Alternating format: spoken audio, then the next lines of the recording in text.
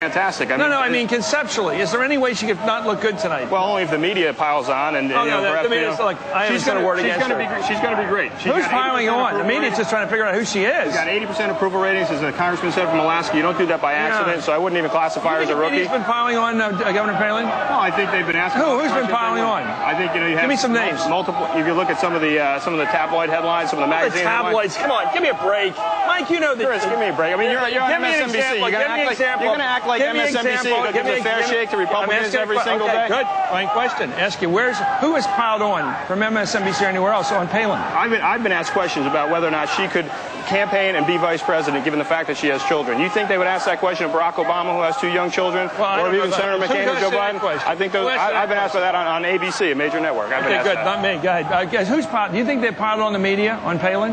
I think they've asked questions about her. No, they have gone beyond the pale as it relates to her family situation. Who's done that?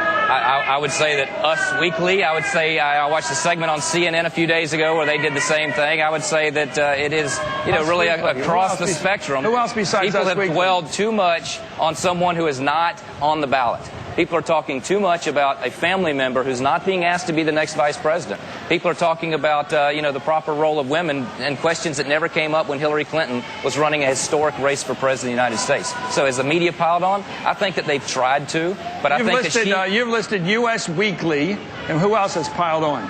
Look, Sarah Palin, your question was, can she fail tonight? She won't fail because she is the right person to be vice president. She has captivated the imagination of America. I think that this is the hottest ticket on that convention floor thus far this week. Everyone wants to be more introduced to this fantastic governor who gets up to go moose hunting, who defeated a legend in her own party to become the governor of that state, who's taken on wasteful Washington spending and told Washington what they could do with their bridge to nowhere. I mean, she's a remarkable political figure at a time when people are sick of Washington.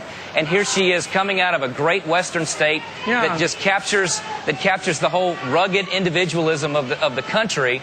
And she's running against a ticket that's 2 senators. Yeah, I just wonder, you're great at doing this. I just wonder, I haven't heard any of this until the last couple of days. I've never heard anybody come on our show or any other show anywhere politically and talk about how great Governor Palin is. I've never heard you. I'll have to do a Nexus search and see how many times you've said this before, but I doubt if you've ever said it before this week. Before this week? Yeah. Have you been raving about the greatness of the governor of Alaska before?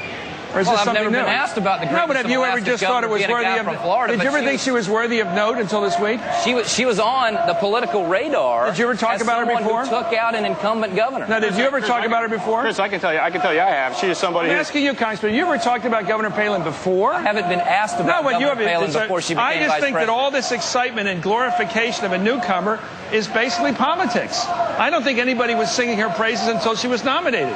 Chris, I don't think that's fair. If I do a Nexus search on you, Congressman, why find you ever having mentioned her name? Have you ever mentioned her name before? If you do a Nexus search on whether people have been talking about Governor Palin and what a great leader she is for the country before becoming the vice president's candidate, she will pop up, absolutely. Right. If you see where, there's no question that she's been the buzz out there about who took out Frank Murkowski, this incredible former mayor who took on her party establishment.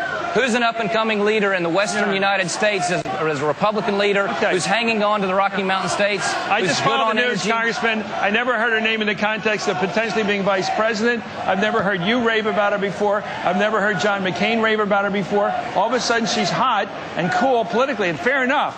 But I think it's politics. I think this build-up is hoopla. Kind of like Barack Obama giving a speech a few years ago at the convention. He's been part of our national discussion for years now.